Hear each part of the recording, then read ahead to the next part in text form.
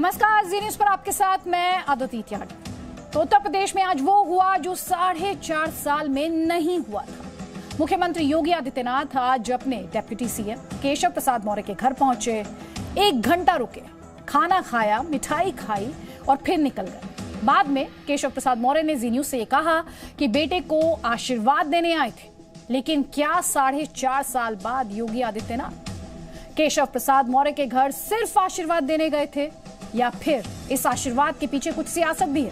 विशाल पांडे की रिपोर्ट देखिए और यूपी चुनाव से जुड़ी इस पूरी खबर को ध्यान से समझिए।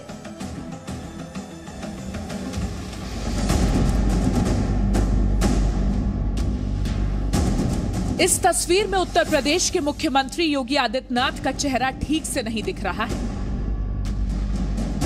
लेकिन इस तस्वीर की अहमियत ऐसे समझिए कि जहां 4.5 साल में योगी आदित्यनाथ नहीं गए थे, वहां जब आदित्यनाथ पहुंचे तो उनकी यही तस्वीर कैमरे में रिकॉर्ड हो पाई। लंबी सी गाड़ी के अंदर मुख्यमंत्री योगी आदित्यनाथ मास्क लगाए बैठे हैं।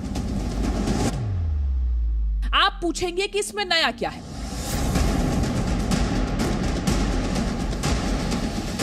तो समझिए, इसमें नया यह है कि जिस डिप्टी सीएम से मिलने के लिए योगी आदित्यनाथ पिछले 4.5 साल में नहीं गए थे, आज वहां पहुंचे। और सिर्फ पहुंचे ही नहीं, 1 घंटे तक दोनों नेताओं के बीच बात हुई और लंच भी हुआ। ये लखनऊ का 5 कालीदास मार्ग है, यानी उत्तर प्रदेश के मुख्यमंत्री योगी आदित्यनाथ का सरकारी निवास। यहां से मात्र 100 मीटर की दूरी पर 7 कालीदास मार्ग है, यानी उत्तर प्रदेश के उप मुख्यमंत्री केशव प्रसाद मौर्य का घर। ये दूरी बहुत ज्यादा नहीं है। मैं अगर यहां से पैदल चलकर जाऊं तो मुझे मात्र 1 से 2 मिनट ही लगेगा, लेकिन इस दूरी को तय करने में योगी आदित्यनाथ को 4.5 साल लग गए। और वो भी बताया ये जा रहा है कि ये दूरी दिल्ली के बताए हुए रास्ते के जरिए ही तय की गई है। सवाल यह है कि जब योगी आदित्यनाथ ने 4.5 साल में ये 100 मीटर की दूरी तय नहीं की थी, तो आज इसकी जरूरत क्यों पड़ी? ये हम आपको बताएं उससे पहले ये तस्वीर देखिए। तस्वीर में बीच में योगी आदित्यनाथ खड़े हैं। एक तरफ केशव प्रसाद मौर्य और उनकी पत्नी है, वहीं दूसरी तरफ केशव प्रसाद मौर्य के बेटे और उनकी पत्नी। नए वर वधू को योगी आदित्यनाथ आशीर्वाद देने गए थे। 22 मई को केशव प्रसाद मौर्य के बेटे की शादी हुई थी।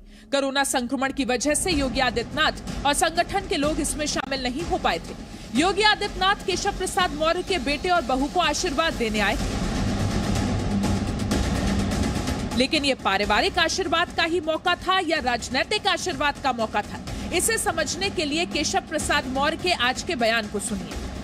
केशव मौर्य से हम जानना चाहेंगे आखिरकार क्या बातचीत। केशव जी, सर क्या बात हुई? योगी जी आए, पार्टी की बैठक, 1 घंटा आपके पास बैठे रहे, क्या बात हुई? बच्चों को आशीर्वाद देने आए थे, बहू बेटे को शादी हुई थी, इसके लिए कोई सियासी बातचीत की उस टाइम के पदाधिकारी भी मौजूद रहे? नहीं यार, अब सब कुछ ठीक है और बेटा भी स्वयंसेवक है, इसलिए आए। हाँ, सब ठीक।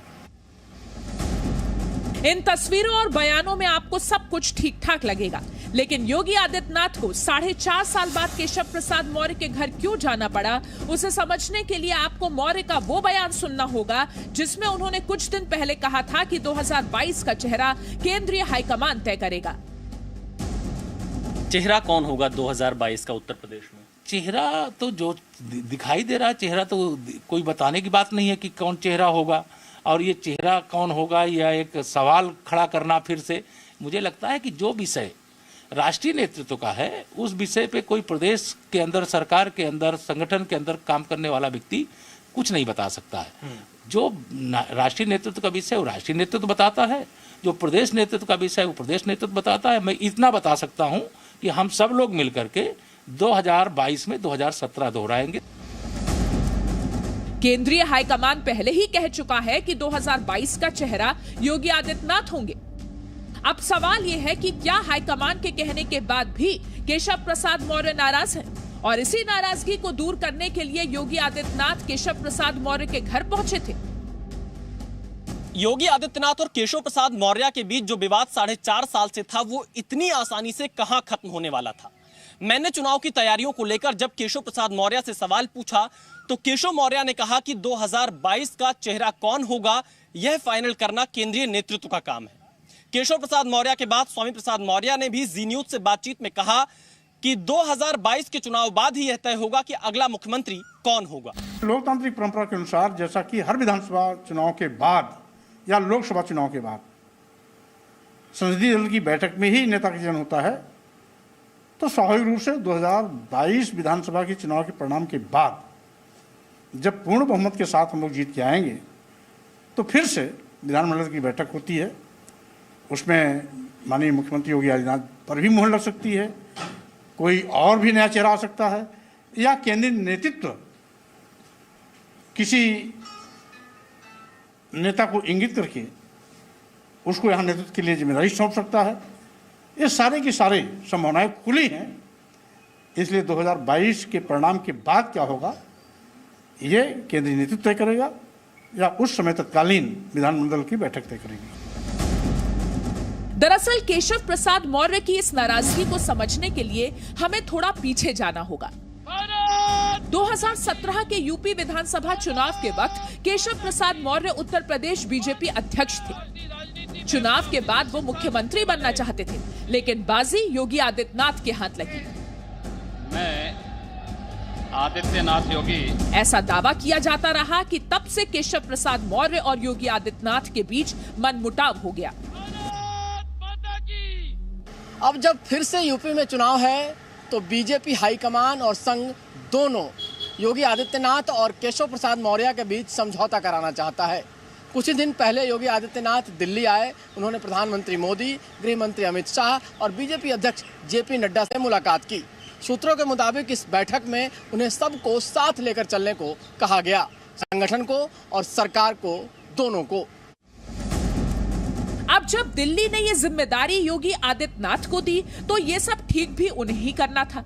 योगी के दिल्ली दौरे के दौरान की ये तस्वीर याद है आपको, जिसमें इस किताब पर लिखे समाधान शब्द की खूब चर्चा हुई थी। शायद इसी समाधान की तलाश के लिए योगी आदित्यनाथ आज केशव प्रसाद मौर्य के घर पहुंचे। केशव प्रसाद मौर्य के घर लंच पर पहुंचे योगी आदित्यनाथ लगभग 1 घंटा यहां पर रुके। ये केशव प्रसाद मौर्य का घर है। इस दौरान संघ के सरकारवाह दत्तात्रेय होस बोले और संघ के सह सरकारवाह डॉक्टर कृष्ण गोपाल भी मौजूद रहे। उत्तर प्रदेश में केशव प्रसाद मौर्य बीजेपी के ओबीसी चेहरा हैं तो योगी आदित्यनाथ हिंदुत्व के चेहरा। लेकिन देखना यह होगा कि संघ और बीजेपी क्या और किस फॉर्मूले के जरिए योगी आदित्यनाथ और केशव प्रसाद मौर्य के बीच सुलह करा पाएगी। बड़ा सवाल यह भी है कि क्या इस मुलाकात के बाद योगी और केशव के बीच सब कुछ ठीक ठाक हो जाएगा।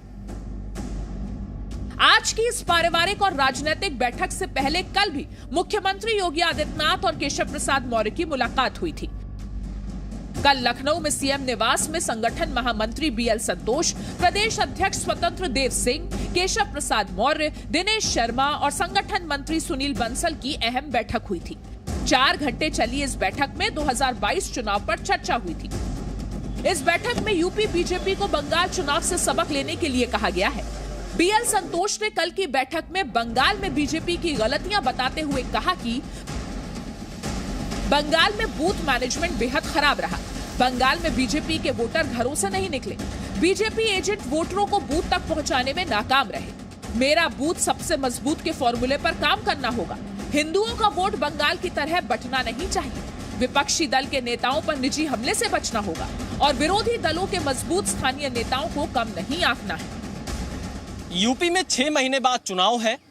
उत्तर प्रदेश के 5 कालीदास मार्ग यानी मुख्यमंत्री निवास और 7 कालीदास मार्ग यानी डिप्टी सीएम के निवास के बीच में नाराजगी की चर्चा उत्तर प्रदेश में होती रहती है। लेकिन यह नाराजगी जब पिछली सरकार थी अखिलेश यादव की, उस वक्त भी कुछ इसी तरह से थी। अखिलेश यादव 5 कालीदास मार्ग में रहा करते थे जब वो मुख्यमंत्री थे और शिवपाल यादव इसी घर में रहते थे जहां आज केशव रहते हैं। संयोग देखिए, उस वक्त भी पीडब्ल्यूडी मंत्रालय शिवपाल यादव के पास था और आज जब योगी सरकार में केशव प्रसाद मौर्य है तो उनके पास भी पीडब्ल्यूडी मंत्रालय ही है। और सियासी दूरियां कुछ पिछली बार की तरह ही इस बार भी दिखाई दे रही है। लेकिन सवाल यह है कि क्या इस बार यूपी का इतिहास बदलेगा या फिर से दोहराया जाएगा। कैमरामैन एस जयदीप के साथ Vishal Pandey, Zee media, Lucknow. Presenting B News app available on Google Play and App Store. Download it now.